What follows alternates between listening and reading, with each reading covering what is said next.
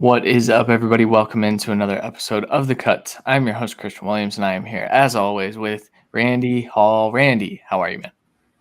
Doing good. Nice Labor Day off of work. Definitely feels needed. Not sure it really was. But Yeah. yeah, a good first week of college football too. Seemed like Oh, everyone was still getting into the first gear a bit, but yeah. still fun to watch. A lot of takes to take away from week one of the college football season, but ultimately, there's a lot that you can't take from it because most teams played Division two or low level Division one teams, and it's not fun to watch. There were a few good matchups though, and I can't wait until we talk college football in 3 months, probably. Whenever we get started Yeah, on that, we'll I see. will say I definitely got my first taste of watching Ohio State football with surrounded by Wisconsin fans. Yeah, Uh, how was it's that? it's better than it would be if it was Michigan fans, but That's true. Yeah, still, that's true. it was also helpful that they were playing, Illinois State. So it's like, oh, you're winning against them, but not as much as Ohio State would be. So Yeah, that's true. Yeah, a good Ohio State game, kind of. We'll break that game down, I'm sure, when we talk about CJ Stroud and uh, probably some others as well. at least a So, couple of those throws. yeah.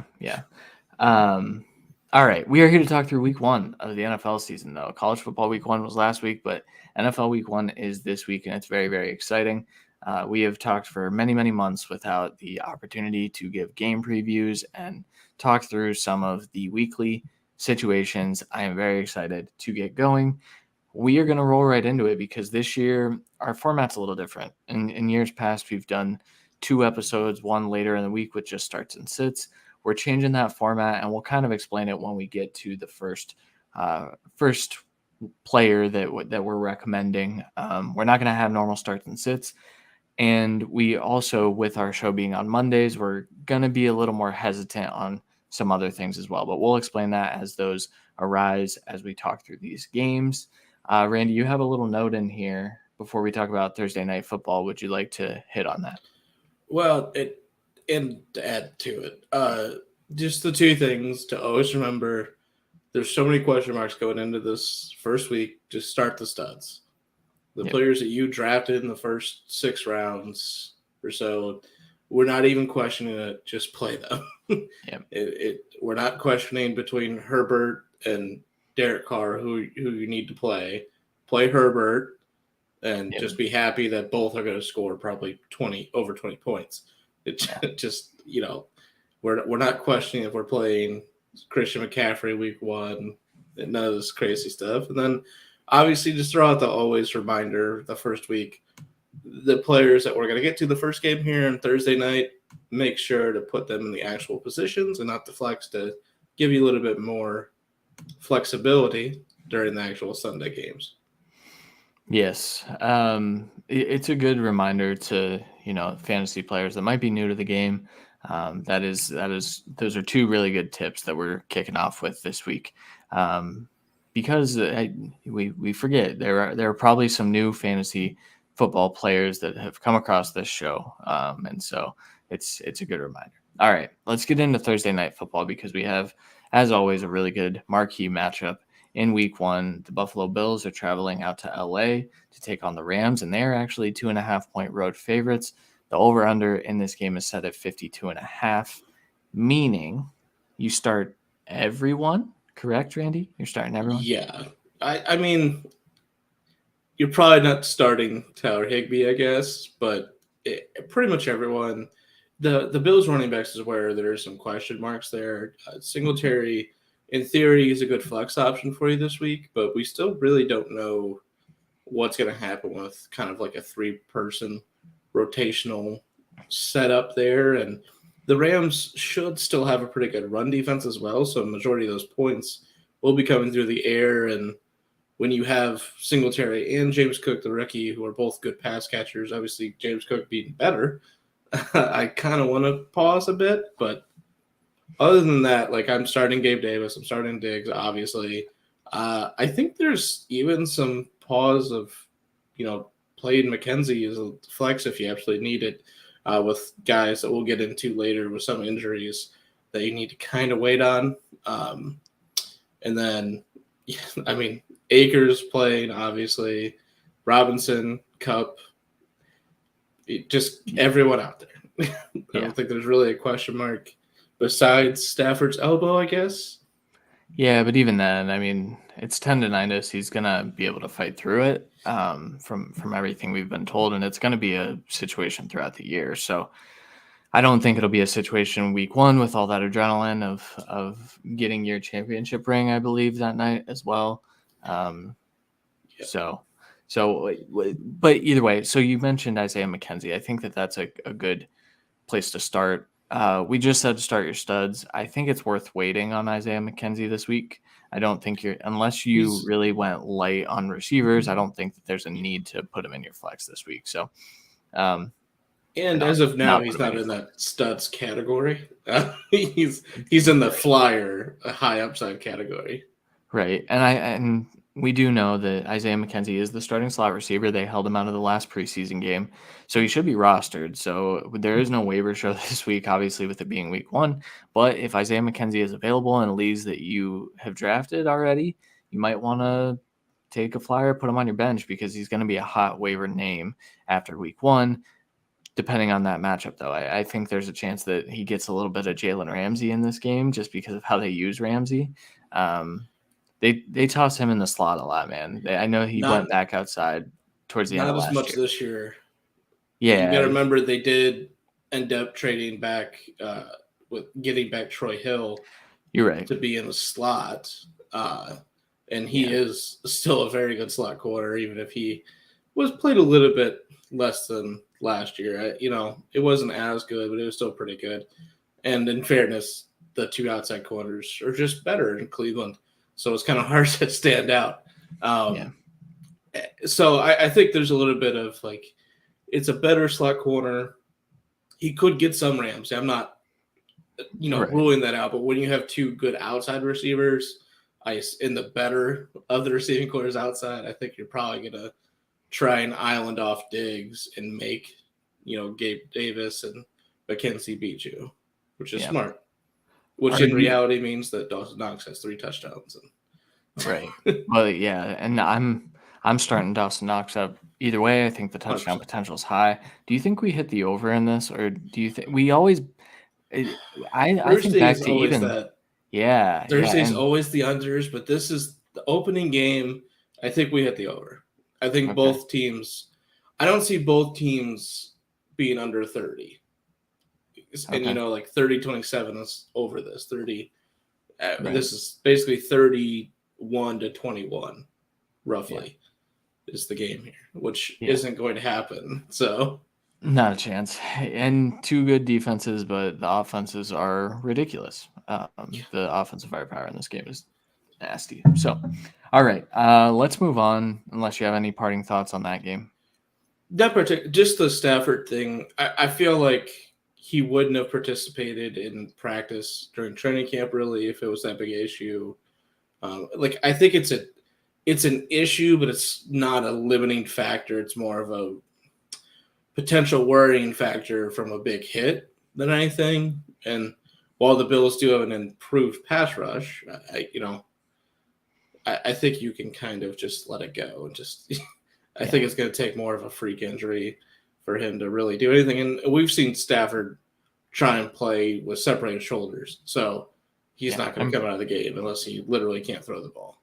And broken backs, man. Stafford is he's a tough motherfucker. There's no question. Yes, for sure.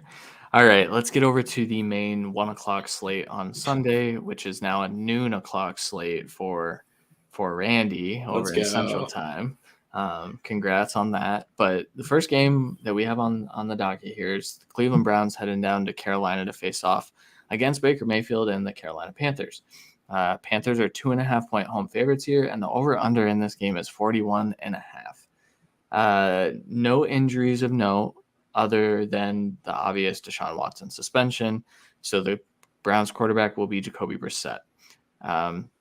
David Bell looks to be back. It seems as though everyone in this game is fairly healthy, including Christian McCaffrey. Matt Rule has kind of said, we're not putting training wheels on him, we're going to use the other guys, but McCaffrey's a difference maker, and we need him to make a difference here in week 1. You're starting McCaffrey. You're starting DJ Moore. What are you doing after that? I think you temper expectations for DJ Moore a bit. Okay. If he's purely working out of the slot, I think he should have a better day. But still, then you're still going to get Greedy Williams there, who while he is the third best corner for Cleveland, he's still a good corner. And then DJ Moore's better; he can still win there. But if he's outside, he will have a tougher time. Robbie Anderson, I'm not really interested in. He would have to have just a deep threat touchdown, just because I think he'll get blanketed. Otherwise, I think this is literally just going to be force feed DJ Moore, but Christian McCaffrey is going to be the show of this offense and really what's going to move it up and down the field, because they're not – while it's an improved offensive line, it's still not up to snuff for this Browns defense, really.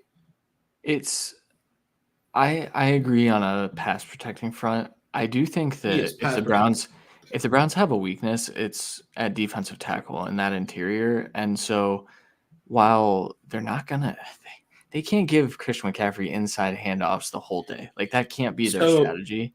But it kind of has to be. See, that's the problem. Like, with Jeremiah Owusu-Koramoah, I feel like he's going to be highlighting Christian McCaffrey every play and probably almost a man situation most of the time. And it's going to take away a lot of the, schemed up touches in the passing game, like Texas routes and out routes and stuff. And I know McCaffrey does every kind of route possible, but those are the more common for running backs. So it's going to be an interesting game. Like, I know you've kind of been on the side of Baker's revenge game. He's going to win against Brissett and, a diminished offense here. I think this is going to be a low-scoring game, and I do think the Browns eke out a win. Because the Panthers' defense, while they do have D tackles of notes and, D ends of note and linebackers, safeties, corners, all of, actual value name-wise, it has not been a good defense.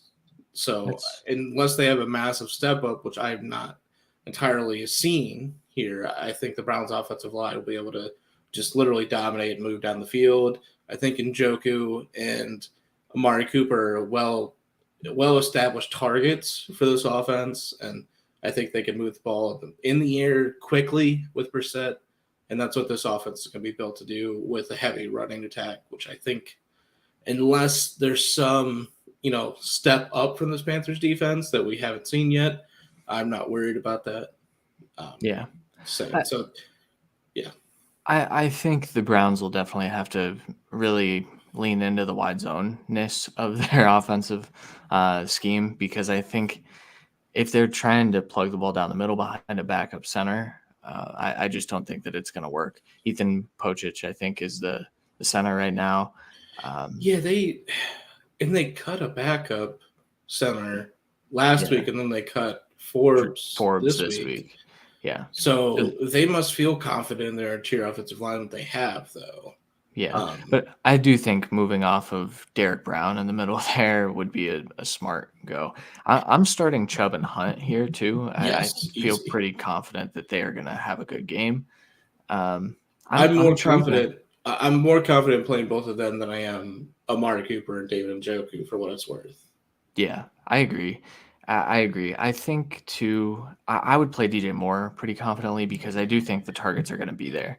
Yeah, I mean, worst case, he probably gets 10-plus targets and 3 or 4 catches, just because of just being blanketed. And it's not his fault. Like, Denzel Ward is a top 3 corner, top 5 corner. And Greg Newsome is definitely up-and-coming corner 2, if not corner 1 of the future. So it's not like he has an easy day. Man, I'm most intrigued to watch these defenses, which says a little bit about their fantasy. That's great. It's literally running game and defenses where you want to see Baker. It's weird because we want to see Baker play well because we both love Baker, but obviously we want the Browns to win here. I don't care as much. There's a piece of me that really wants Baker to shove it down the Browns' throats. So there's a piece of me that wants that as well. Don't get me wrong. Yeah. But I also would like the games that they should have a chance to win, they win, because there's going to be games where we get to just see them get destroyed pretty soon here. Don't worry. Yeah, that's true. They're coming up. But that's it for that, I'd say. Yeah, for sure. All Patriots right. and Dolphins. Yes. So Patriots are going to Miami for this game, and the Dolphins are 3-point favorites. It's rare that the Patriots are not favored in a game. Even last year, I feel like they were favored in a lot of games. Over under here, 46.5. Randy, we have a little bit. If I had a button, I would click it, but we don't have buttons for these. You have We're a still lock. too cheap for that. Yeah, you have a lock this week. Yeah, it's one of my A1s, my lock for the start of the week. So this is kind of what we're going to be doing in that, regard. It's going to be Chase Edmonds. Most people would be a flex 1 or flex 2 on your team. I think he is going to kind of stand out here, and we're going to see why they paid him first. First running back paid, most paid in the room. I think there will be a healthy dose of Mostert. There's no question there. But Chase is the lead back. And while I think it's clear that the wide receivers are the top part of this offense, I think Chase is going to be what's going to make this offense just continue to move on a consistent basis. And the Patriots, what we've seen in the preseason is a little bit improved deep line play, run stopping wise, especially with Barmore taking the next step, and they have a good amount of D tackles that are up and coming. So while Mostert might not have as much success, I think Chase does here, because the Patriots linebackers are still not there. They're not ready to really compete. In my opinion, they're not the next generation linebackers yet. They're in a transitions phase there, and I think Chase can absolutely just demolish those guys. Well, obviously you have speed on the outside. I think that's where Belichick is trying to shut down, is Waddle and Hill, and I think Chase will just be able to leak out every single play and dominate. Yeah, I also think it's worth noting that the Patriots don't have good corners either. They so don't, they but we so just they know what could. Bill does. We do. He's really good at scheming, and scheming against quarterbacks that struggle sometimes against the Patriots scheme and disguised coverage. I think Tua is advanced in the sense that he will be able to throw the ball downfield in this game. I don't disagree with you, though, that Chase Edmonds should be in every lineup this week. Easy. I think that if you're looking at where the mismatch is, freaking, what's the linebacker they just traded for from the Browns? Mac Wilson. Matt, yeah. I believe it's him and Bentley, or Yeah. Possible starter. I don't even know who the starter linebackers are off the top of my head anymore. That's how bad it's, Cam McGrone was the kid out of Michigan that was really raw, and he offers some speed, but he's still raw from all accounts. Yeah, I think that you're going to see Chase Edmonds kind of dominate. I'm starting Waddle and Hill in this game pretty confidently. I debated making Mike Gesicki my lock to be on my bench this week. Yeah, it's deserved. I just don't think that he should be rostered at this point, which is a little crazy, I know. I just don't think that they're going to find a role for him. I think Durham Smythe might end up being the tight end one that's on the field all the time because he blocks. But on that side of the ball, are you hesitant on Waddle or Hill? I'm not hesitant on playing them. I have very tempered expectations, because I'm not quite sure what. I know Bill is going to try and lock them up, and I just don't know how he's going to do it. I don't know if it'll just be completely shell coverage and not let them beat them deep at all.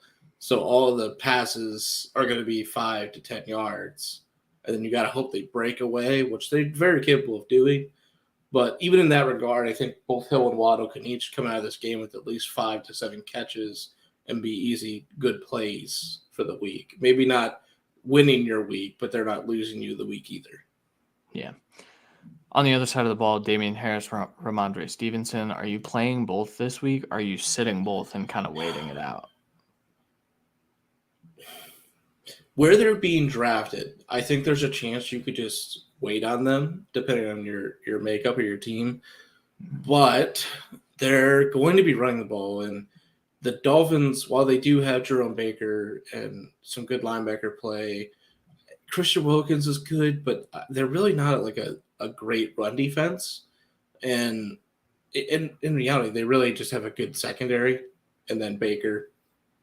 I mean, if we're being real. So I think the Patriots, if they are going to win this game, which I don't have that predicted, they're going to dominate the time of possession and run the ball. And if we are truly getting a 50-50 share where whoever's on the field is touching the ball, rotate out for 2 carries, 2 touches, 2 plays, whatever, I'm perfectly comfortable playing both these guys. I think I would lean towards Harris because Harris is still going to be the goal line back. So if this is Bill wants this to be a 17-14 game. And in that case, I think Damien Harris falls into the end zone twice and is a startable asset. Whereas maybe Urbantre has 4 catches and he's playable because of that. Yeah. QB2 situation in a super flex league. Are you starting Mac Jones or Baker Mayfield this week? Fuck. Baker. Yeah. Yeah. Baker, because I'm the secondary of Miami. If he tries to go to Devontae Parker and Jacoby Myers and Kendrick Bourne, if that's where the targets are going and it's not Hunter Henry and the running backs a ton and the just short game, I'm very nervous with that outcome. Because Xavier Howard is an absolutely ball hawking corner. He is going for the pick. And Mac Jones there's going to be times where he's just going to have it sit there. I'm telling you.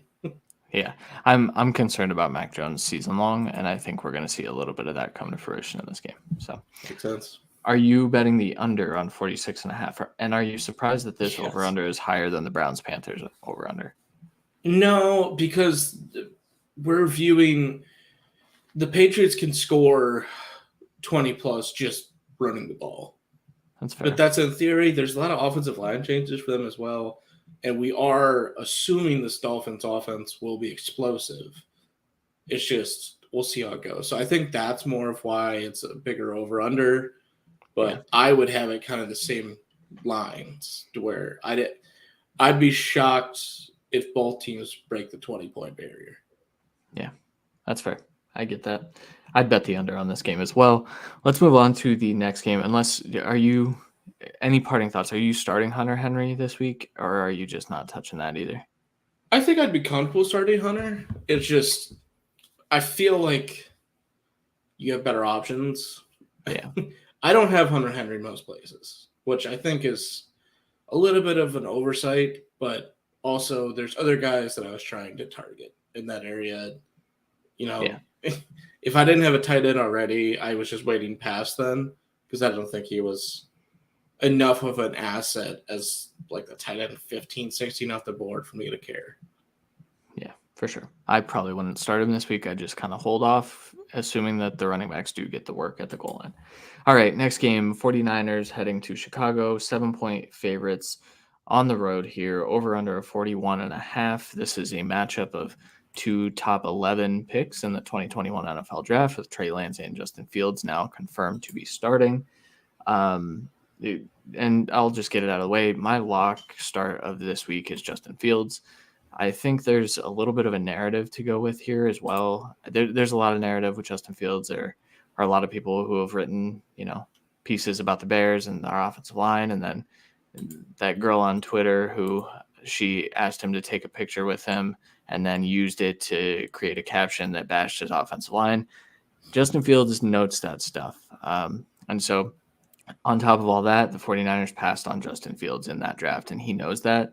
Darnell Mooney's hinted at it. I just think it's going to be a massive day for Justin Fields for fantasy. And while I don't think a ton of points are going to be scored in this game, I think this will be a defensive battle of sorts. I do think that down the stretch, the offenses will open up for both sides. And I think that Justin Fields will come out as the QB1 of this game. And I think that he could finish inside the top 12 this week. I'm starting him everywhere. I know the 49ers have a good pass rushing attack, and I know the Bears offensive line is very questionable. But I think that, I've talked about everything with Justin Fields, and they're going to move the pocket for him. They're going to let him get out of the pocket, and we're going to get to finally see that come to fruition in its full form in this week 1 matchup. So I'm excited for it. I have Justin Fields in more leagues than I have any other player. I roster him in, I believe, just under 50% of my leagues. So yeah, I think there's a decent chance this game, the 49ers' more explosive offense can kind of get out to a big lead and maybe dominate this game. But even in that scenario, that's still a decent opportunity for Fields to succeed. And that scenario is probably throwing 50 times, right. So especially if you're not in some completion percentage scoring league, I think Fields should have a good day no matter what. And I'm not like overly scared of any secondary players of the 49ers either. So I'm not worried about turnovers, which would be kind of the bigger thing with Fields. Yeah. The only thing I'd be a little concerned about would be fumbles on a blindside hit. But I think he's become there. yeah, and I think he's also become more aware inside the pocket. I think we saw a little bit of that in the preseason. So moving on to some of the other players, Darnell Mooney, he was out of practice the last couple of weeks. He is back. Actually, the Bears got a trio, I believe, of wide receivers back with Equanimeous St. Brown. I think Byron Pringle was back on the practice field this morning as well. So it's going to be a different wide receiver room than even what we saw in the preseason, which is good news for the Bears. Cole Kmet, you start him against Fred Warner in this game? Yeah, this is a tough one. I think this is a sit and wait on with Cole Kmet. But again, Cole Kmet is in that area of you lost out on getting all the top guys and you won at the other positions and you sat there like, okay, well, Cole Kmet will probably break out this year with all the targets. So you picked him, and if that's the case, you kind of have to play him. And I think I'm comfortable playing him. I just don't think I'm comfortable saying he's going to be a top 12 for sure this week. So if that's fine with you. If you don't have a better option on your bench, which I'm not sure you do, because I'm not trying to have 2 tight ends most places. So yeah, fair enough.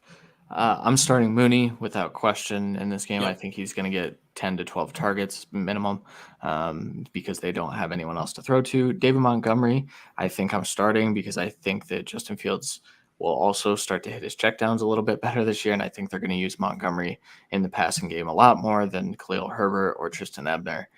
So I think Monty's a good play. I think RB2 though, I don't expect a top 12 week or anything like that. Nope. Do you have anything on the Bears before we jump to the other side? Because I have questions about the other side. Nope. Okay, so other side, Elijah Mitchell's healthy. It sounds like he's playing week 1. I'm starting him. I think you should start him. I don't see a reason why. I would actually start Mitchell over Montgomery in this game.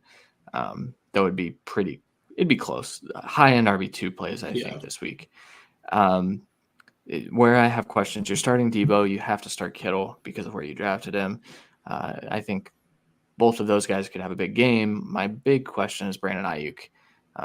You got him late in your draft, probably around the wide receiver 40 drafted.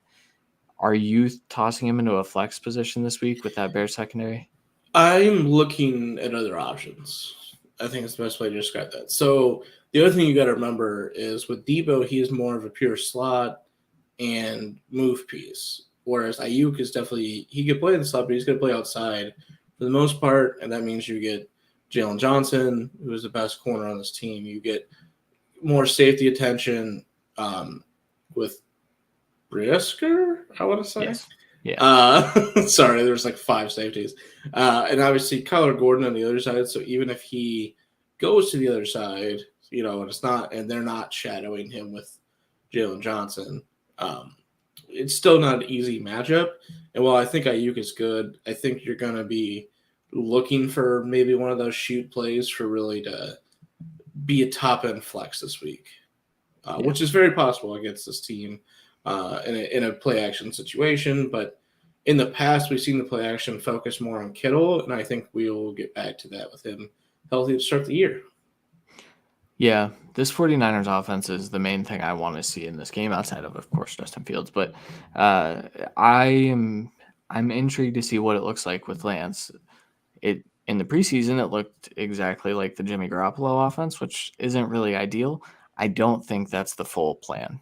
That was Yeah, also without Elijah Mitchell. I don't think that they were going to tip their hand in the preseason. So, yeah, he wasn't showing any new wrinkles. So yeah, and for good reason. I think Trey Lance is going to bust a run in this game for what it's worth. Maybe not for a touchdown, but same. we'll see what his accuracy looks like, though. His ball placement was kind of all over the place in the preseason, so which All right. could affect the pass catchers down the road. But all right, let's move on to the next game. Colts 8-point favorites at Houston. The over/under is 46 points. No pressing injuries. Paris Campbell will be back on the field for the third straight season of hoping to stay on the field. Fourth straight season, actually. This is fourth year. Sounds right. Yeah. Something like that. Has never had a healthy season. Looks to be the wide receiver 2 / starting slot receiver. You're starting Jonathan Taylor, and you're starting Michael Pittman Yeah, I confidently. thought that was the question. I was like, what? Yes. No. Yes, of course. You're starting those two. Do you have interest in anyone else? Do you have interest in Matt Ryan this week? A slight interest, but not. Like I'd play him over Mac and Baker, um, but that's of what we talked about now. I think I'd probably play Tua over him, even. Uh, so it's just I kind of want to see what it is. This is a game where the Texans should be improved offensively, but defensively they're not really improved. So I think the Colts will be able to run off over them. And that's why, like, Naeem Hines, I'm kind of waiting on. I don't think I'm playing him this week. I don't think I'm playing Matt Ryan. I don't think I'm playing Paris Campbell or Alec Pierce, really. I want to see kind of the snaps between those two this week. But just Jonathan Taylor and Pittman should have big days. And, yeah, I mean, that's the Colts offense anyways, regardless. Yeah, So for sure. Other side of the ball, Brandon Cooks, you're starting. Damian Pierce, you're starting. I think you're starting. Shaq Leonard is out for this game for sure. Bobby Okereke is a decent linebacker, but nothing that I'm fearful for. While they do have a pretty decent interior defensive line, I think Pierce he's shown so much burst throughout this preseason. I think he can at least get you one or two big plays. Maybe it doesn't equate to a top end performance. Maybe there's no touchdown there, but I think he can at least get you double-digit points this week. Yeah, I would agree with that. I think this week, Brandon Cooks a lock. Nico Collins definitely not a play this week, but certainly a wait and see. I'm intrigued to see what kind of target share he assumes. I'm intrigued by Brevin Jordan as well. Yep. But not playing them in week 1. No, in fairness, like if Mechie was actually able to play this year, I wouldn't be playing him this week either. Like it's more of a wait and see for the wide receiver 2. We know Cooks is going to be good. We know the secondary for the Colts, while it is a little bit improved, obviously they traded away Rocky Sin to get better pass rushing help. So it's kind of like a hit miss. I don't think their secondary is incredible, so I don't see Cooks really struggling as long as Davis has time. Yeah, I hear you there. I don't have much else from this game. Nope. So next one, probably winning. That's all I got. Yeah, Colts are winning. I'd put it on the over too because I think they'll pour it on. It's a division rival, and I just think they'll keep. I just don't know how the Texans are stopping their rushing attack. So, all right, next game: Philadelphia Eagles 4-point favorites against the Lions. Over under 48.5 in this game. Very intriguing and kind of high over under. Miles Sanders returned to practice last week. Something to monitor throughout this week. He missed a couple weeks, and nothing has been disclosed really on that front. So I'm intrigued to see what his usage is like this week. Are you starting him knowing he's okay? No, I'm not touching this Eagles backfield this week. Okay, that's fair. I feel like that was a good. We need to see more. One situation we're pausing on. I would say the Eagles backfield definitely fits that bill. But we'll get to what we had later. Jalen Hurts, you're starting without a doubt. AJ Brown, you're starting without a doubt. Devontae Smith, Dallas Goedert, what are you doing? I think Goddard you're starting without a doubt. Devontae Smith is where some of the questions come in. He's definitely falling down boards this year, obviously for good reason. He is one of the best wide receiver twos out there, but it's just tough to see just such an increased like passing workload. And while I do think Smith and Goddard are going to demand a solid chunk of the target share, AJ Brown will be featured, in my opinion. And he plays so much inside outside. I really just kind of want to see how Smith fully incorporates an actual game scheme. And for what it's worth, I'm definitely ready to. I really want to see how Jeff Okudah and oh my god, I'm trying to think of how to pronounce Arawariye. I was like, I'm trying to throw an M or two in there. That's just not right. Yeah, that's why it's his first. Damn it. Yeah. So I want to see how that plays out. Not. I mean, they have some decent safety play. It looks like they're getting increased linebacker play, at least in the run game as well on the Lions defense. So we'll see how it all plays out, kind of thing. I don't think it's a big week for the Eagles running attack at all. I don't think they focus on it. I think they're going to kind of feature in the offense. So in that regard, I think like Devonta Smith could have at least 4 or 5 catches. It's just I'm not quite sure how explosive of a game it will be for him. Yeah. My number one player to watch in this game is Jeff Okudah. I really want to see what he does against it. I think he'll primarily be on A.J. Brown, but I think he's going to assume one side. It's going to be that left side of the defense. I think that's where he's going to stay. But I'm certainly intrigued by his return off the Achilles. He looked good, and he won. It's just one of those fun games because everyone else is going to be just watching Aiden Hutchinson. And just me and you would be like, okay, well, fuck that. Where's he at? Where's he at the back end? That's all I care about. Yeah, exactly. Other side of the ball, I think so. The Saints traded Chauncey Gardner-Johnson over to the Eagles. He's primarily playing safety for them. He wanted that, and he wanted safety money instead of slot corner money. And I think that's why the Saints kind of said, okay, we'll see you later then. But that presents an interesting thing for Amon-Ra St. Brown and TJ Hawkinson, because I think both of those positions are going to draw a safety. I think Hawkinson will feel it a lot. But I'm intrigued to see if they do use Chauncey Gardner-Johnson in the slot as just a third safety and just say, all right, you're my cover man. Get out there. But see, that's where it comes into play for this week, because he wants to play more pure safety because that's where, his bread and butter was. And while I think he could thrive there, that would, be more of a focus on Hawkinson, I think, as well as, over top with Chark probably just taking him completely out, which is unfortunate. But especially with Slay out there, taking predominant touches. I don't think they move Slay into the slot this week. It seems just not, unless Amon-Ra has 8 catches, then maybe they do it, but I just don't see it happening. But that's why it's such a question mark with Chauncey. If they put him in the slot, I am tapering expectations for Amon-Ra, because while he still gets touches and work well, Chauncey Gardner-Johnson is one of the best slot corners in the NFL, and he doesn't want to play slot apparently, at least as a regular function. He wants to play every down as a safety and then move in to slot when he needs to. So that's really the question mark there. So that's a little bit tapering expectations for Amon-Ra, in my opinion. I really don't know what the expectations for Hawkinson. I'm not drafting him anywhere. I just want to see what happens. He's a very talented tight end. He hasn't stayed healthy, so we really haven't seen anything from him. Yeah. For this week, I think DeAndre Swift could finish inside the top 5 running backs. I think with the Eagles running or linebacker situation now, they do have Nakobe Dean. They got Kaiser White. I think they have an improved linebacker room. But that's what I'm worried about. What are you worried about? I'm worried about the fucking middle.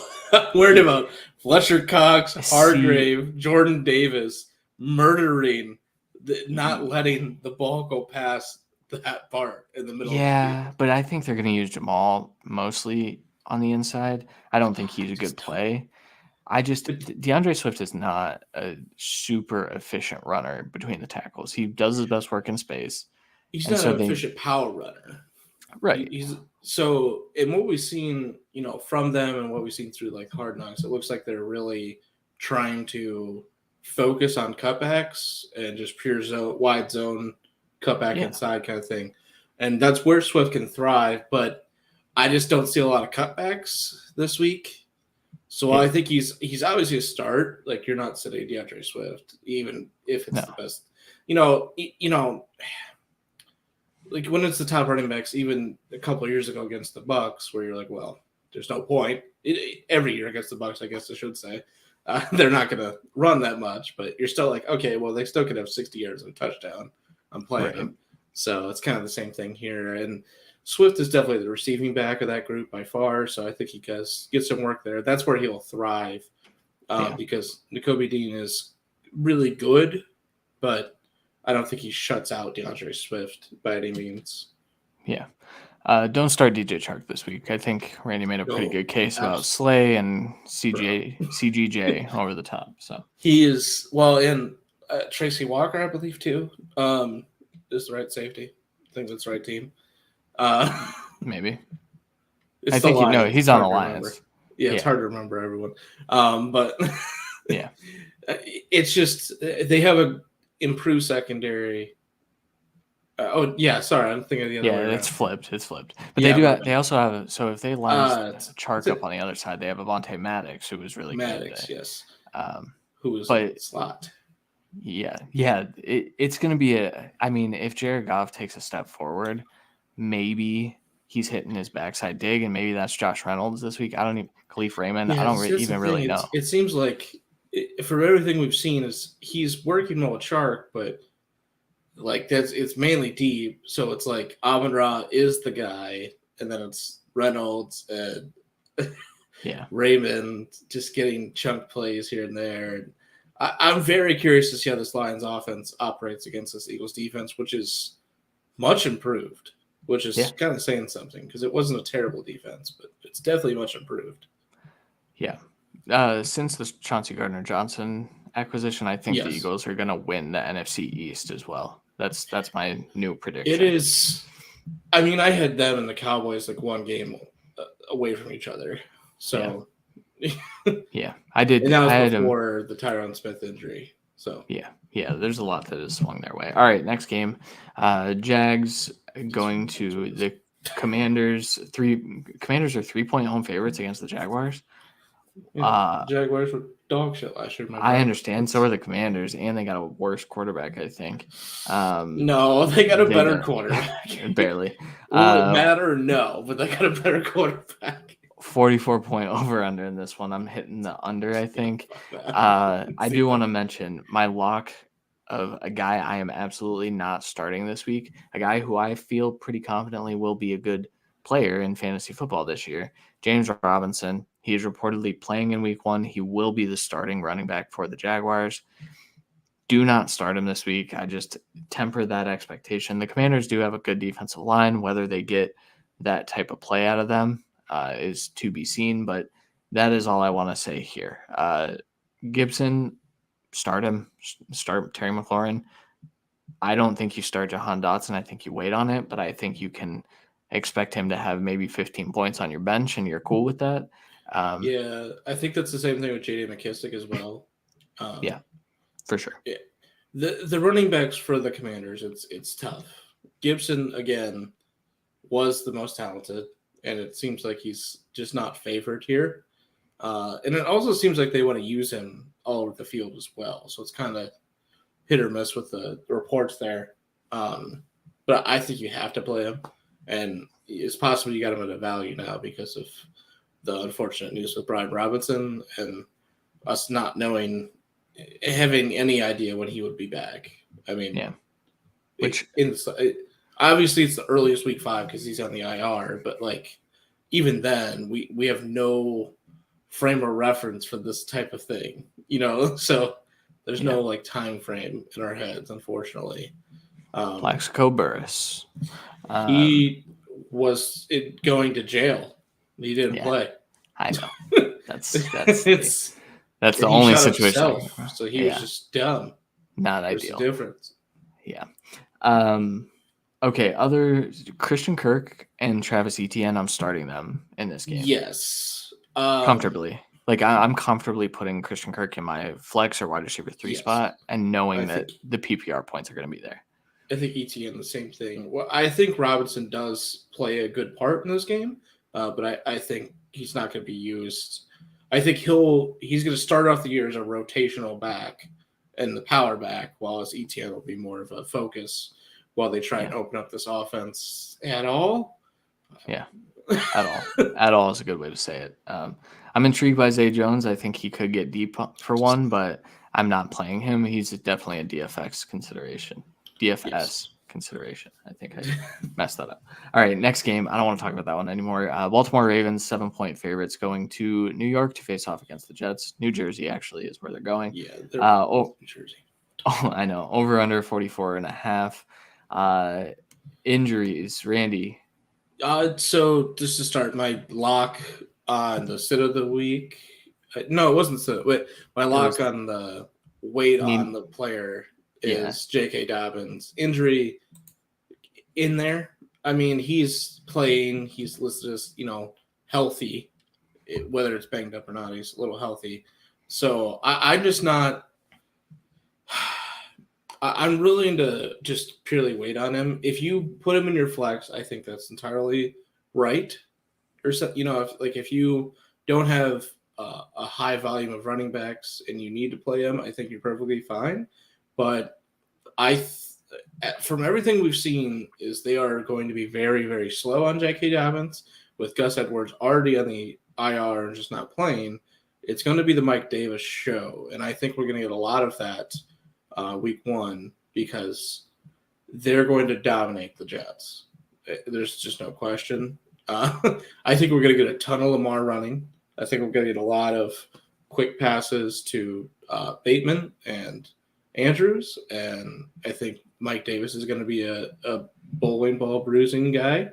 You got to remember the Ravens had Devonta Freeman and Le'Veon Bell be relevant backs for times last year. Just because they were on the Ravens. I think we're going to get that with Mike Davis for week one. Unless we get more reports about J.K. Dobbins being full go, I think he plays, no question, but I think he's limited snaps. Yeah. Well said. Other side of the ball, because you kind of hit on Bateman and Andrews, I think those are the two guys. I'm waiting to see what Prochet is. He missed some practice as well, but he had last weekend, this week, I think, to get back geared up. So yeah, you're not playing him. The other people that could get targets, let's say likely Devin Duvernay, I think you're waiting on all three of those guys. I don't think you're even questioning playing them. Yeah, for sure. Other side of the ball, we're waiting on Zach Wilson. So Gus Edwards still hurt. We just talked about that. Zach Wilson has a chance to play week one. He went through a workout today. We're going to see how it responds, I guess. And then on Wednesday, they're going to make a call. It's probably going to be Flacco, is what I would guess for this first week. If Wilson's not 100%, they should not play him. Yeah, absolutely not. Well, I mean, you lost Becton. You have a good offensive line. It is, they're figuring it out still, but the Ravens are going to dominate. They throw exotic blitzes at you. Odafe away. If he takes any step forward, he's going to dominate this game. Yeah. And the secondary is healthy. Yeah. Which is scary. And improved. They have Marcus Williams and Kyle Hamilton now in that secondary. It's just you don't even want Zach Wilson playing in this game.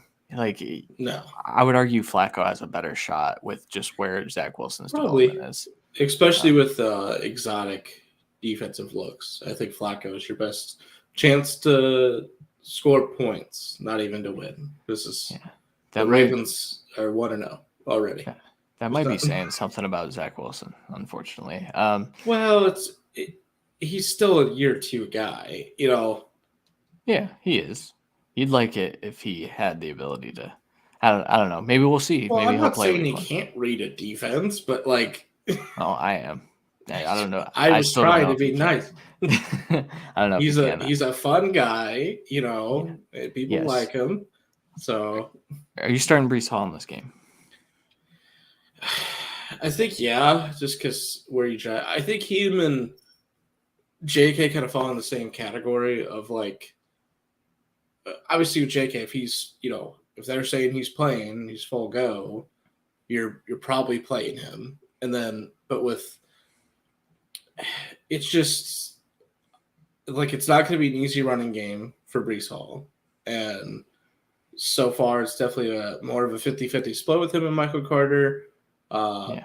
But the thing is, it's not the same as other splits. Like, I'm not going to sit here and say Michael Carter is a better receiving back than Brees Hall. Like, really? So I don't think we're focused on one on third down or something. So for that reason, I think you still can play Brees, and I think you gotta get him more reps anyways. So Yeah, I don't know how much I want to play Brees in this game personally. I think I'd just pause, and if I drafted heavy running back, I have that option. yeah, but that's where I'm kind of giving the maybe you could play him in flex kind of situation, Yeah, like as a third running back, because there's a chance with both these guys you didn't go RB heavy and you drafted them for upside, and you kind of have to play them. And in that regard, I think they're playable. It's just the upside's capped. for sure. Elijah Moore does not classify as a stud in my opinion. I would not play him in this game, and Garrett Wilson, uh, I think I'd maybe consider him in the flex. Elijah and Garrett, I'd consider them, but I assume that I have better options. So, are Most you? likely. Yeah. And it gives you a little bit of like, let's see what this offense actually looks like with the where these two receivers play, because we really don't know. So Well, and also, I think what it does is it doesn't cost you a week if it is a Garrett Wilson week, and that's how it is the whole season. You didn't waste starting Elijah. So, all right. Anything else on this game? no. Okay. Saints 5.5 point favorites going to Atlanta, 42.5 point over under. Drake London was back at practice on Monday. So it sounds like the Falcons are full go. Saints are also full go. Michael Thomas is out there. Jarvis Landry is healthy, and Jameis Winston is projected to start after having one preseason game. I think he played in, Yeah. something like that. Saints are winning this pretty comfortably, right? Yeah, easily. By more than 5.5. Go Obviously, you're over on that. starting Kamara. I think you're obviously starting. I think you're probably starting Drake London. Yeah. Just where you drafted him in your flex, probably. I know he's going to get Lattimore, but fuck Pitts it. Like might get a little bit of Lattimore too. yeah, he will probably. You're playing Pitts, obviously. I'm not sure you're fully on board with Patterson, but I'd probably end up playing him as a flex, depending on where I drafted him and what I need. Yep. Where are you with playing Michael Thomas, Olave, Landry? Are you playing any? I'm not playing Michael Thomas. That's what I know. Because I think on the other side he's going to get AJ Terrell. And so I think that's where I'm hesitant on Michael Thomas. I think it's going to be a slow start for him this year anyway. But I think what this game is going to be is it's going to be a feed Kamara show. I think it's also going to be a Jarvis Landry's my nice little slot receiver. I'm going to hit him because I'm conservative, Jameis, and I don't make mistakes. I think it's going to be Jameis trying to do that still. I think Olave could beat Casey Hayward deep because I think what it's going to be is Olave as a Z, Michael Thomas as an X, and then you've got Jarvis in the slot. I think Olave could have a big play. I think he's a better DFS play this week, and you're not forced to start him with where you drafted him. And again, start your studs. He's not a stud, so Not yet. he will be. He will be for sure. Also, yeah. So yeah, and then Adam Troutman. no, I'm out. he's like tight end 2 or 3, bro. Yeah, for sure. Yeah, I'm out. They're playing Taysom and Jawan Johnson over him. Yeah, he's don't draft him, don't roster him, don't look at him. He's done nothing to earn that trust, and they don't trust him apparently. So yeah, which is fair. All right, next game: Steelers versus Bengals. Bengals are only 6.5-point favorites in this game. 44-point over under. I am hammering the over on this game because I think the Bengals are going to score 35 by themselves. So. That's a respect to the Steelers defense more than anything. It is. That's what that is. It is. Yes. So this is the epitome of start your studs. Najee, Mixon, T. Higgins, Jamar Chase, Deontay Johnson, start. I think you're starting probably Pat Freiermuth. I'm not sure. I think you're definitely waiting on the Cincinnati tight ends. You're obviously starting Burrow. I don't think you're playing Trubisky necessarily, like as your quarterback 2 in a super flex, but no, just because you didn't draft him, you drafted him as your 3 at best. So, yeah, I think that's all we really need to go into there. I think you're waiting on Pickens, and in the same respect, I think you might be waiting on Claypool. I think I'd be semi-comfortable in a flex role for him this week, but just because of the probability of having to air it out. But I want to see what they do with Claypool and Pickens. I don't know what they're going to do. Yeah, I don't have any interest really outside of Deontay or Najee. I think I'm even waiting on Freiermuth this week, just 1 week. So that's fine. I mean, I think you played him as a back end one anyways. So that's fair. Yeah, that's fair. All right, afternoon. So, oh, sorry. I think this is the perfect question. Would you play him or Cole Kmet? Kmet. Just for target share. Move, but I don't know. I think it's really close. I think you're probably right, but it's close. It's close. I think Kmet's going to struggle a bit against Warner, but I just think the targets are going to be there for him where they won't be. But if he gets 10 targets, it doesn't fucking matter if he struggled. Exactly. Yeah, because 3 catches for 30 yards and a touchdown is good enough for a top 12 tight end. So, So, all right, afternoon slate, the real games. The game of the week, in my opinion, is Raiders versus Chargers. Chargers are 3-point home favorites. Randy and I were discussing the lines before the game, and a 3-point home favorite is really just here you go. Like, it's a push. We don't really know, so we'll give the home team the favorite. 52.5-point over-under here. No injuries. Start literally everyone. Outside of your Josh Palmer, I don't even know who Mac Hollins. You're not starting Mac Hollins. Yeah, you're not starting. I think. I think you're playing Josh Jacobs because you at this point in draft them as your RB3. You're playing Waller. We're not questioning this. You're playing Adams. We're not questioning it. I know he gets J.C. Jackson. I get it. I don't care. I think you're playing Renfro. Asante Samuel can't stop him. Yeah, and we both love Asante Samuel. There's just no. Renfro is better. Not the old guy. Asante Samuel still might not have been able to. True. With that route running. Yeah. Carr, I think, is very, very startable. This is a shootout. I think you play both quarterbacks without question. Could be the one or two. Yeah, you're playing Eckler, you're playing Williams, you're playing Allen. You're not playing Everett, in my opinion. Not yet. That's a wait and see. It's definitely a wait and see. I don't think you're playing Sony or Joshua Kelly, but it's not a terrible DFS upside play for Sony, I would go with.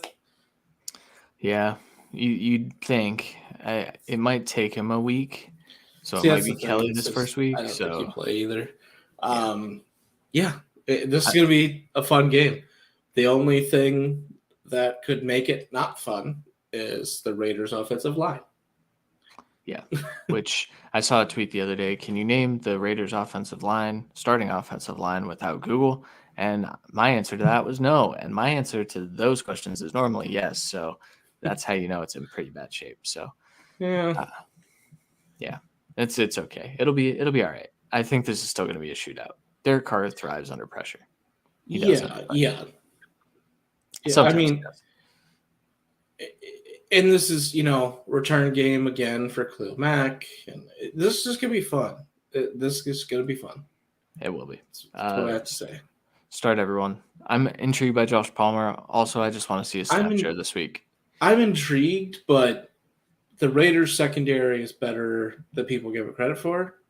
And So Hobbs will probably be on Keenan Allen in yes, the slot. So and Rocky Sin will be on Mike Williams, yeah, who Rocky Sin played up to draft capital last year, I'd say. Does that mean he can stop Mike Williams? In certain plays, no. But I think he could be there to try and make a play. yeah, for sure. All right, yeah, start everyone here. Next game, Kansas City Chiefs 3.5-point favorites against the Cardinals. Over under is 53.5, even higher. No injuries to report on here. Rondale Moore is kind of a question mark, but it looks like he'll be playing in week 1. Obviously, DeAndre Hopkins is suspended, so you won't be starting him. Chiefs side, what are you doing with this wide receiver room? Are you starting Juju? Are you starting anyone? I'm one to play Juju, but besides that, I'm waiting, which Okay. sucks because, obviously every week MVS is a DFS play, but Juju has been shown to be kind of more of a target hog in this offense, and um, I just don't. I just see a ton of Kelsey. I Yes. see a ton of Clyde Edwards-Helaire. Just Maybe. because this Cardinals, defense isn't, they're not stifling with a run. I think the Chiefs will be able to run on this team easy. So I think you're going to get a good amount of runs here, and then Kelsey dominating. Because while they do have the tools to stifle Kelsey, in my opinion, or at least slow him down with Buda Baker and Isaiah Simmons, they have yet to use Isaiah Simmons correctly. So I want to see it. There's rumors. There's always I fucking know. rumors, but I want to fucking see it, Christian. I saw what you're gonna say. I saw them Yeah, too. I don't believe it. I know. I know. It's just one of those. I just don't fully believe it, and I think Juju will be more of a chain mover, and we'll see you with the usage of MVS and Sky. Yeah, I like that. On the other side, you're starting James Conner, you're starting Kyler Murray, you're starting Zach Ertz because of where you drafted him. I probably wouldn't be super into that. He's had a really questionable injury that kind of knocked him out of all preseason. I would be hesitant. I think we might see some earlier Trey McBride than before. Who did the Um, Chiefs draft at linebacker? Help me. the kid from Wisconsin that I loved, that I can't think of his name right now. He's got Um, the Chanel. Chanel, yeah, Leo Chanel. Yeah, He's a run stuffer. I mean, that's why. that's all they had as run stopper. Is my point. I think Ertz could be a good target guy. Hollywood Brown, I'm playing, no question. 100%. Rondale Moore is a wait and see, but I'm intrigued because there are rumors that he's getting the Christian Kirk role. See, that's the thing. Like Rondo Moore, I think if I'm sitting there with some of these guys like Brees Hall and J.K. Dobbins, and I don't know if I want, fuck it, Rondo, go. I think that's a better play than the safety valve Yeah, with some of these guys. But he has to be 100% healthy. If he's 80%, I'm not playing him. I need to know I need practices all week. I need, that's the only way I'm playing Rondo. yeah, for sure. I think this will be a fine game, but I think the Chiefs are on a mission this year, and I think that they pull away late. I would also. Yeah, I think if Hopkins is here, this is a better game. For sure. I'm. It's more of a toss up, in my opinion. There. Well, I think we still have. There's a lot to prove from the Chiefs offense. Oh, yeah, for sure. We saw flashes of it in the preseason, but And in fairness, there's a lot to prove on the defense. It's kind of revamped. it So is. It's like a retool in the middle of a run of having one of the best quarterbacks ever. yes, which I think is smart. Next game, not much to talk about here. Giants versus Titans. Titans are 5.5-point favorites. Over under is just 43.5 in this game. Here's something to talk about.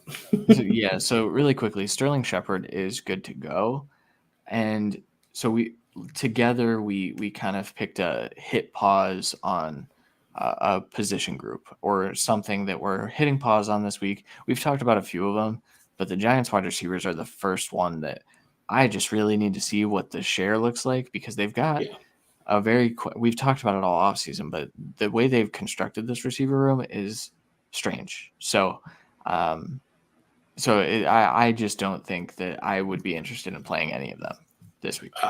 Their top three receivers, in my opinion, are all three slots, and then Galladay looks like he should have retired, which is ridiculous, but yeah. So it's just all sitting there. I think you're playing Saquon no matter what. I think that's it. Like, I don't think you're playing Daniel Jones necessarily. You're not playing Bellinger, whatever semblance is a tight end. On the opposite side of the ball, you're playing Robert Woods. You're playing Derrick Henry. You're probably not playing Tannehill necessarily. Kevin, Treylon Burks 200 yards incoming. Christian's a hater. Christian usually is a hater. Unfortunately, it's me this week. My lock for sit of the week is Treylon Burks. This is along the lines of the wait and see, though. I do want to preface that. There's so many, this last week and a half of rumors of he's going to be, carved out a big role in this offense, and that's what we're going to see. No shit. You drafted him in the first round to replace A.J. Brown. He's getting a role in this offense. I just don't think he's earned it yet. I don't know if he's actually earned a full set of playing snaps, unfortunately. So I'm not playing him this week. I think he's somebody you drafted to wait and see anyways. I think you're playing Robert Woods. I don't think you're playing any other receivers, even though I do love Kyle Phillips. I think it's more just let's see what this looks like. I think they do scheme some touches to Burks. I don't think he's shut out by any means. I don't think this Giants secondary can shut down anyone anyways, especially after they got rid of Bradbury. So I'm not saying that Burks doesn't have a chance to get 10 fantasy points this week. I'm just not fucking playing him. Yeah. I think a realistic expectation is like 8 fantasy points. Yeah. That's kind of what I think he'll get this week. He's very touchdown dependent anyway, I think. And I just don't think he's going to be that just yet. He will absolutely need a deep shot where he just bodies someone. And I'm not sure at this point his asthma will let him get that far. Yeah, or just his play on the field. He was just outplayed by his teammates all camp. Yeah. So just don't play him week 1. I know the reports are coming through, and I just don't want him to burn you. And maybe he'll burn us for saying that. I don't know. I doubt it, though. Yeah, I think it would take a touchdown for him to even be listed on some kind of fantasy report after week 1. Sure. All right. Next game, Packers 1.5-point favorites against the Vikings. Over-under in this game is 48. I am smashing the over in this game, despite the Packers having a really good defense. The one question we have of the injuries is, will the tight ends play? So Irv Smith and Robert Tonyan are hoping to play week 1, but not locked just yet. That would be a contender for we need more info on this before we make a decision. Randy, I know you're faced with that. Which of the two would you start? If both are healthy and playing, I think I start Bob Tonyan. Well, I think Irv Smith, has more upside in my opinion, like reception wise and everything. There's so many more question marks on the other side of the ball. With the Packers offense, with Allen Lazard and Dobbs and Watson and Watkins and both running backs, obviously are going to be focus point. But we've seen Robert Tonyan be a high value target in this offense before, and a higher value target than pretty much everyone else in the receiving game. So even though Lazard has metrics to back up his end of the year last year, which is people are pushing him up boards for. And while he is clearly the wide receiver 1, in my opinion, I think Tonyan maybe doesn't get enormous volume. I think he has touchdown upside. And that's where I think Irv, we still have to see what the volume looks like with now 4 receivers that are speakable, really, with 2 obviously top options and Osborne being a good third guy, and then Dalvin Cook being a good receiving back as well. I really want to see what's going on there. And obviously Thielen and Jefferson in their own right have been very active and good in the red zone, and that does limit Irv Smith touches there. I know in the past the Vikings did focus on tight ends in the red zone with like Rudolph, but that was a long time ago, a different coaching staff. So I'm definitely, if I have to pick between the two this week, I'm going to pick Tonyan. just to kind of wait and see, unfortunately, with Irv. Yes. On the Packers side, you start Aaron Rodgers no matter what. You start Aaron Jones no matter what. You start A.J. Dillon, I think, no matter what in this game. Yeah. Those are the three locks, I think, from the Packers side, and then that's kind of it. You kind of just, Yeah. I mean, you kind of just laid that out. There's a lot of question marks there. I think you play Lazard As a because flex. yeah. So Lazard's the only one Rodgers has liked apparently and talks about, even if he doesn't eat with them and possibly take drugs with them. Rodgers is just a weird dude, man. He is weird. So I think you play Lazard though because he's the wide receiver one in a Aaron Rodgers led offense, and I think he presents a little bit quick game, deep game, red zone game. I think he could have easily 5 to 6 catches, if not much more, because we really have no idea what we're going to see from the rookies. It is week 1, so the corpse of Sammy Watkins could have 75 points before he goes back into slumber and sheds his skin. Yeah. So that's always a question mark, but we'll see. Yeah. Other side, Jefferson and Cook are the only locks, in my opinion. I think you flex Thielen. Yes. I think you flex Thielen. That's also injury report stuff as well. Yeah. You want to see if he's good. Yeah, and here's the other thing. The Packers have 3 really good corners. Jair Alexander will be back on the field and will probably shadow Justin Jefferson. That doesn't matter. Justin Jefferson's going to win against any corner. That's just the nature of being the best wide receiver in the NFL. One of the best, though. He is. Yeah, you might temper like the upside for Jefferson this week. He's never going to get you less than 10 fantasy points, though. I don't think. And that's why I think you play Thielen, because if there's a week that I'm, if there's a corner matchup that I'm like, okay, well, shit, maybe, and even if he goes inside, he gets Douglas. He's on the other side. He doesn't have there's Stokes, dude. So Stokes on the other side. Thank you. And then Douglas in the slot, but really Douglas is in the slot. So I think they might kind of flip all those 3 around. Yeah. Which that's why I'm a little hesitant on Thielen because I don't know if he can even beat Douglas or Stokes at this point. But you've been out on Thielen for 3.5 years. This is true. After being super in on them for 2. So yeah. I'm not out on him yet.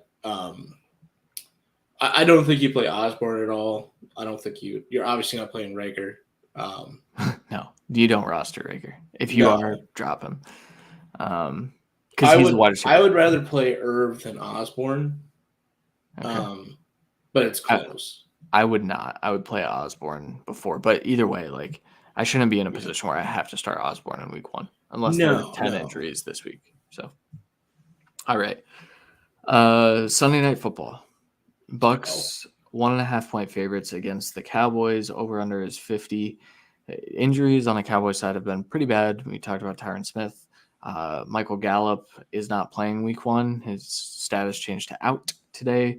There's a chance that he plays week 2. His recovery has been very good. I don't think they placed him on the IR, so I think he has a chance to come in over the next few weeks. James Washington obviously got hurt a long time ago, but he projects to be back here in the next few weeks. It was an 8-week injury. It happened about 4 weeks ago. So outside of that, need more info. I need more info on this player before I know what I'm doing with him this week. Chris Godwin is also banged up. Obviously, not 100% just yet, but very close. He did not have a brace in practice today. There's a chance that he plays week 1, so the Bucks trot out Julio Jones and Russell Gage as their wide receiver 3 and 4 in this game. What were you going to say? I saw you had something to say. Just following up with that, for start reasons, that's why I'm playing Mike Evans and Leonard Fournette and Tom Brady. I don't want to play Godwin. I'm not playing Julio. I'm not playing Gage. I do think Godwin plays, and I think they just have a healthy rotation of those 3. With obviously Godwin being much startable down the road here, I think they're going to limit his snaps entirely. Even if he is full go, this would be his first real play as a full go. So he's going to be limited regardless because you don't want him to re-injure at all. And I think you also, Gage was banged up. Julio is perennially banged up, especially with his ankles. So I think you just have a healthy dose of rotation there. I think you also have a healthy dose of rotation at the Bucs tight end. I don't think, between Cameron Brate, Kyle Rudolph, or Cade Otton, none of them have won the job. None of them have looked impressive. In fairness, though, Brady hasn't been there most of the time. So, or at least for a week and a half, and that's, when they would have, seen some playing time with them. So I think there's a lot to see with everyone besides Mike Evans and Fournette. I think Rachaad White is an outside chance to be playable, but I think you wait and see in that regard as well. Fantastic DFS play this week, in my opinion. Depending on the lot, how much money. If he's the minimum, he'll be the minimum. It'll be out. It's already out, I'm sure. I haven't looked. I also haven't put money into DraftKings yet. So same. So that's why I was like, I think you're playing Fournette and you're playing Mike Evans. Mike Evans, at worst case, gets Trayvon Diggs, and he's dusting him. He's absolutely even if Diggs plays great defense on him and locks him up, Mike Evans can moss him. So that's true. And Mike Evans would be the lead red zone guy now with Gronk on. Yeah, for sure. Other side of the ball, you're starting Zeke, Dak, Schultz, CD, Pollard. Probably Pollard as well. Pollard, with the wide receiver 2 position being pretty much non-existent right now. Yes, and that's really all I have to. I mean, I think this game is going to be a shootout. Both defenses are good and improved, and there's still questions in the Cowboys secondary. I think there's questions in the Bucs secondary for what it's worth. At least CB2, CB3.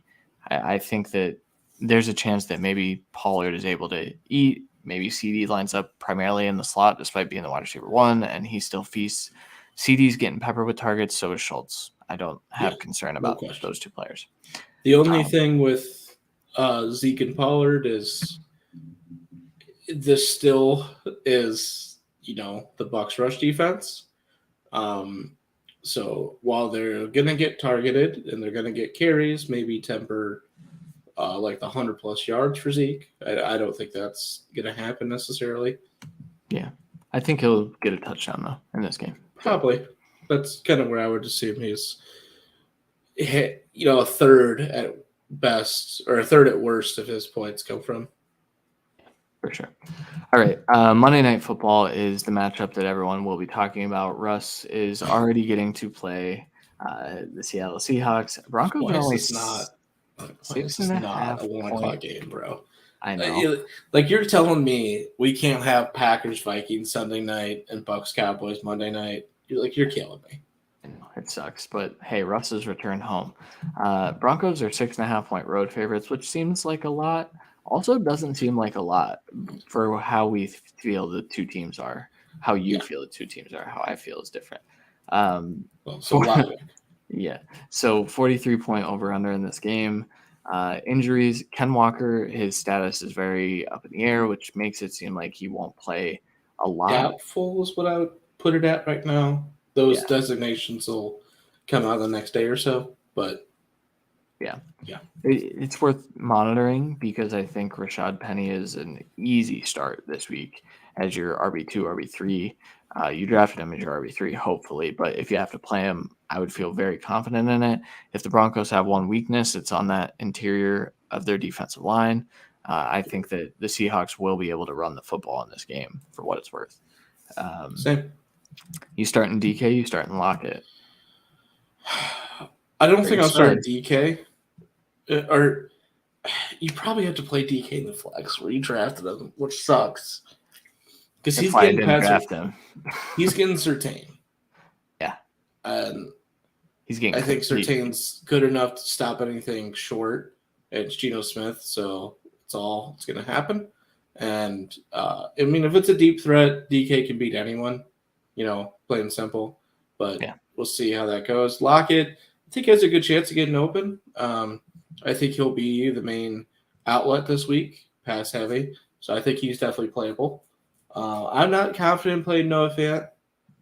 Him and Will Dissly still haven't worked out. who's gonna get more snaps. So Yeah. just not confident. I'm not confident in it either, and I've been a big Noah Fant guy. Noah Fant's better. Like, let's not. It's He'll, just how he'll earn they more want to snaps. run this offense. He'll earn more snaps. We'll see. We'll see how it goes.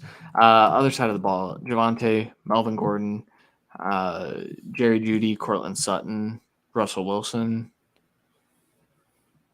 Alberto. No? Yeah. Yeah. Are you starting everyone? I'm starting everyone. I'm not sure about Gordon. That'd be the only hang up. But that's just depending on, he was drafted as RB, 4, 5, 6 for you. So I'm not sure you have to play him, but I think he's a decent flex option. Everyone else is easy smash. No question. I do find this line being so low a little. It makes me pause a little bit. It makes me pause.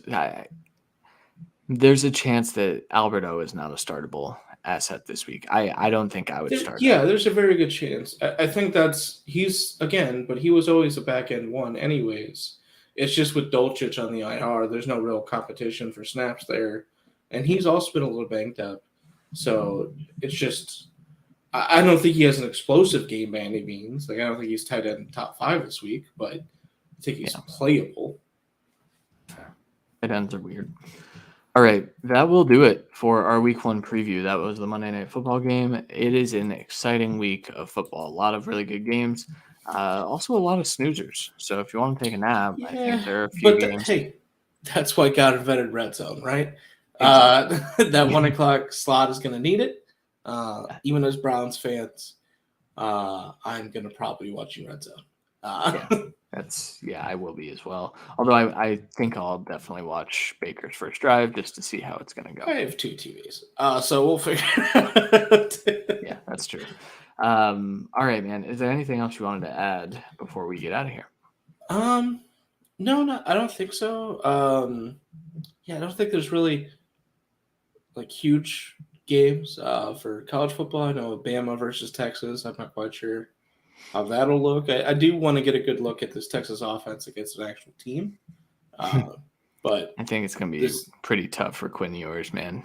I just can't wait to see on Tuesday where they rank Texas because they are facing Bama. I'm assuming probably like 12 just to help them out. Oh, no, 4 for sure. They were unranked last week for reference. Yeah. So there's a chance they put them in the top 10 just so it looks good. It is a noon kickoff, 11 o'clock kickoff for me. Yeah. So that's going to be incredible. Yeah. There's another.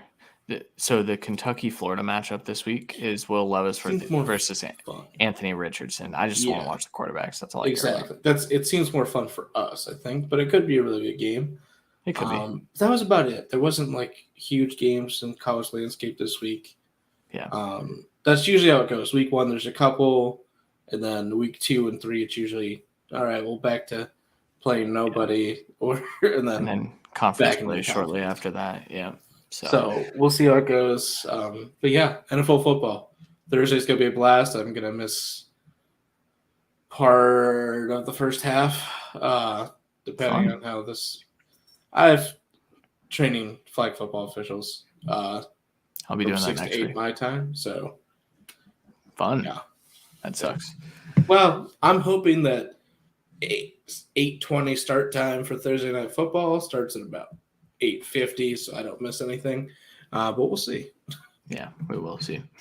All right, that'll do it for this episode of The Cut. Remember, we are still 1 episode, so no more start sits.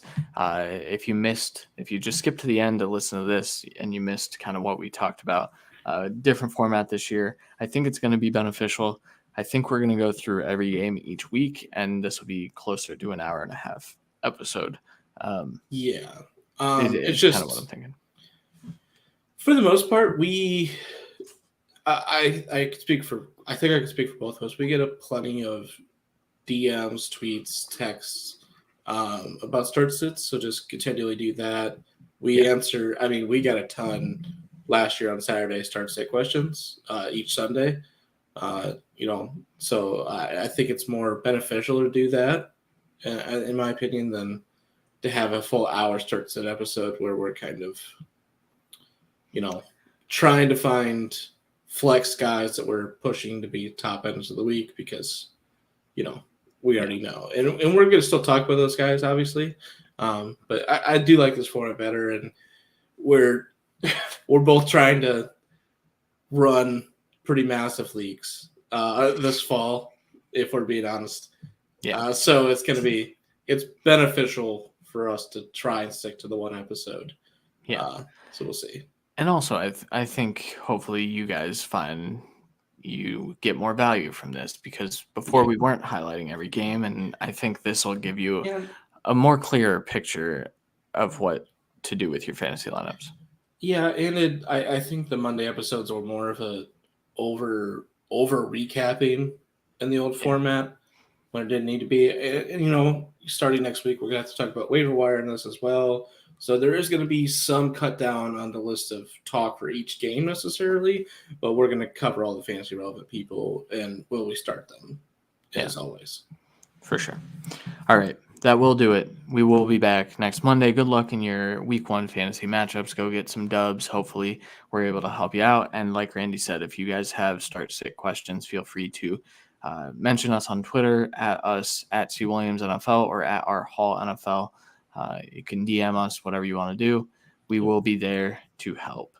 Tag us and whatever, all the polls that you're going to put out. That happens probably more frequently than anything else. We get like 10 of those on Saturday and Sunday, and I vote on every single one. So, yeah, for sure. Sounds good. All right. We will be back. Good luck once again. We'll be back next Monday around the same time. For Randy Hall, I'm Christian Williams. We'll talk to you guys then. Later.